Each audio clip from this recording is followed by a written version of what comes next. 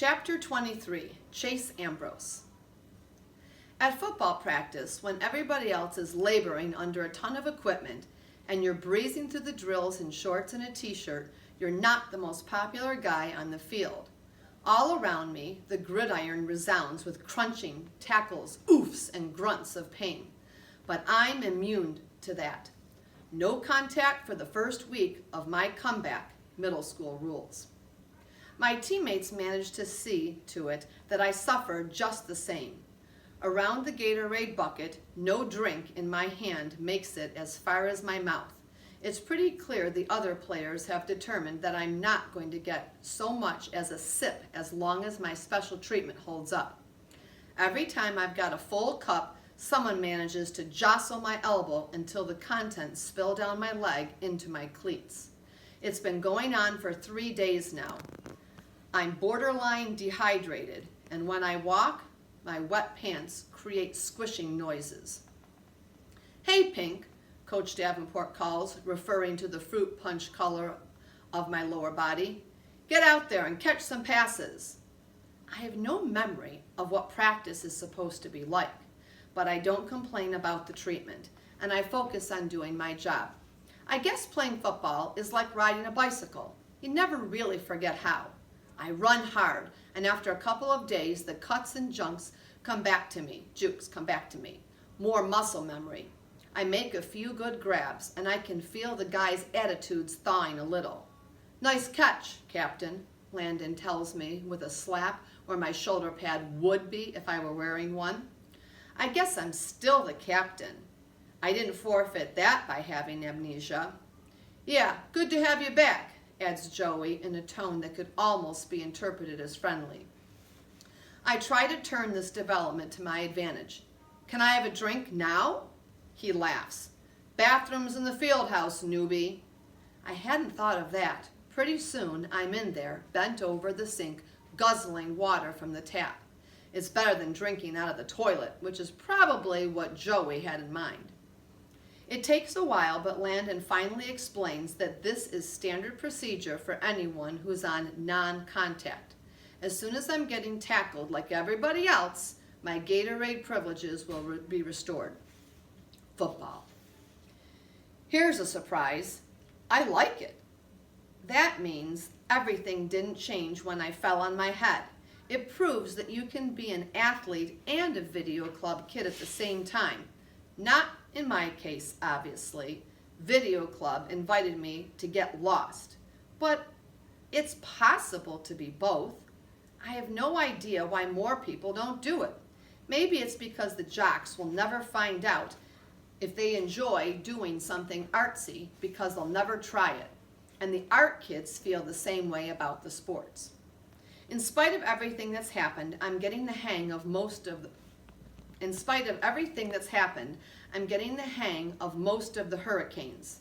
They're a rowdy crew, and sometimes the physical nature of the game spills over into the way they treat other kids, which is definitely not right.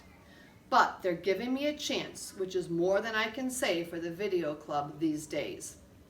I'm starting to see how I could have been friends with the players. With 2 exceptions.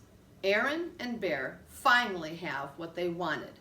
My name is Mud with my new friends, and I'm back on the team. But if they expect us to be the 3 Musketeers again, they can forget it. They couldn't stand to see me making a life for myself that didn't include them, so they wrecked it for me. And in the process, they managed to retarget poor Joel, who hasn't even been home for 2 weeks yet. And that's not including the way they treat the residents at Portland Street. But the last straw was when they cornered me, so I had no choice but to lie to Dr. Fitzwallace to protect the 3 of us. Aaron's always lecturing me about friendship. He doesn't know the meaning of the word. I don't talk to them. I don't stretch next to them. In the locker room, I sit so far from them that I'm practically out in the hall. When we're in the practice field for the same drill, they get no chatter from me, not even any eye contact. The other hurricanes have started to notice, but they think it's funny. Aaron and Bear don't. And How much do I care about hurting their delicate feelings? Well, you could fit that inside the nucleus of a carbon atom. On Friday, Coach Davenport runs us through a quick workout. The Hurricanes have a night game tomorrow, and he wants everybody fresh but sharp. Since I won't be playing, he keeps me out in the field while the others clatter into the locker room. 10 laps, Pink, he calls. No dog in it. The others are laughing at me and calling out mock encouragement, their revenge for my week of no pads. To show off, I kick into high gear and sprint down the sideline. One thing that's come out of this first week of practice, I've gotten really fast. None of my teammates are very impressed because apparently I was always this fast, but it's news to me, and these days I need something to make me feel good about myself. When the tackle comes, it's a complete shock. 1 second I'm running free, and the next a big body hits me just below the knees, knocking my legs out from under me and sending me hurtling forward. I must somersault because I see a quick panorama of sky and grass. The earth comes up to clobber me. I think I eat some of it. Gasping, I roll over. A helmeted figure is blocking out the sun. Number 57. Bear. Aaron stands beside him, applauding. How's that for non-contact? Bear spits. I don't answer. I can't. The wind is totally knocked out of me. I just lie there wheezing. Oops, he goes on, fake apologetic. I think that might have been contact. It's so confusing with you lately, Ambrose. You're a friend, you're an enemy. You're a teammate, you're a video dork. You've got amnesia? He grabs me by the fabric of my t-shirt and hauls me to my feet. Or maybe you remember more than you let on. I've got no pads on, I choke, finding breath at last. You want to kill me? It could happen, you know, and you'd get more than community service for that. We had to get your attention, man, Aaron informs me solemnly. You've barely said a word to us all week. Don't worry, we won't harm a hair on your little head, Bear adds. Not until we get square. Get square? I don't know if I've ever been so mad. Aren't we square yet? All my friends hate my guts because they think I set up what happened to be in the band room. Aaron grins. It wasn't too hard to convince them either. I guess we're not the only ones who's figured out that the new Chase is a phony. What are you talking about? I sputter. You never had any amnesia, Bear accuses harshly. You faked the whole thing. Are you crazy? I demand. What's so fantastic about forgetting your whole life? And anybody would fake that? I didn't even know my own mother. Well, for one thing, Bear returns readily, you can't act like you have no clue what you owe us. I owe you nothing, I seethe. The fact that I used to be friends with you guys makes me sick. If you think you can push me around the way you do everybody else, think again. There's still enough of the old Chase left to take you on. You're lucky I don't go straight to the cops and rat you out for swiping Mr. Solway's medal. They stare at me in surprise.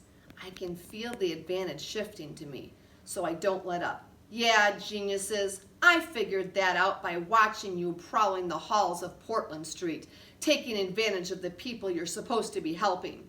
Give me credit for having the brains to see who's sleazy enough to steal from a war hero who's too frail to look after his stuff.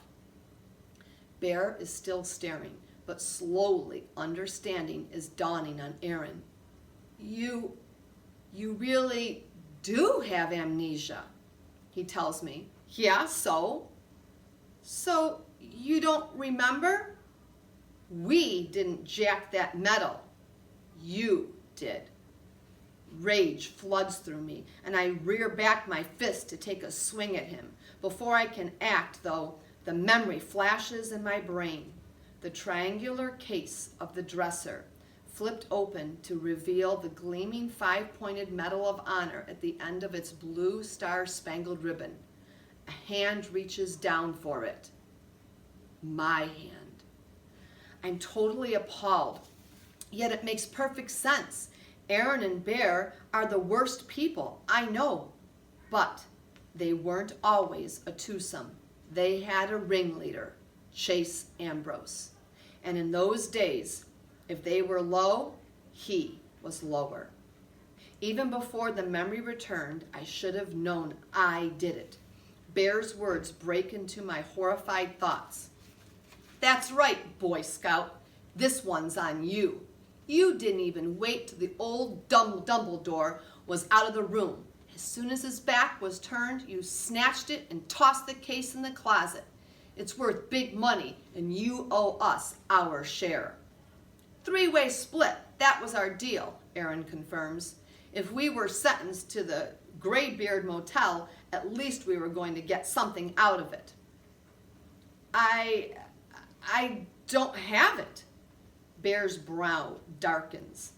Don't lie, man. I saw you jam it in your pocket and walk out of the building. No, I all but whisper.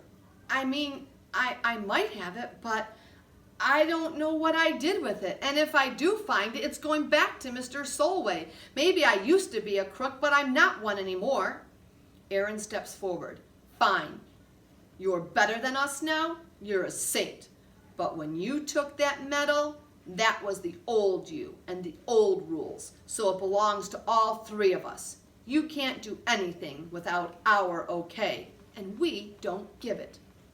He looks totally serious, like a lawyer reading a contract. You make a move without us and you'll regret it, Bear adds threateningly. I regret I ever met you guys, I shout, hoarse with emotion.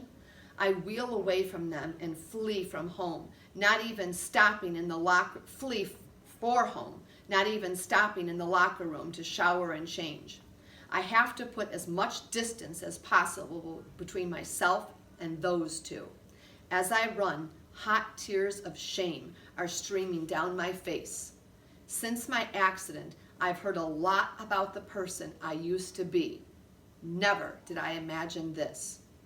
I sprint harder, accelerating onto the sidewalk, outpacing even the most intense drills from practice. It's no problem escaping Aaron and Bear, but I'll never be able to get away from myself.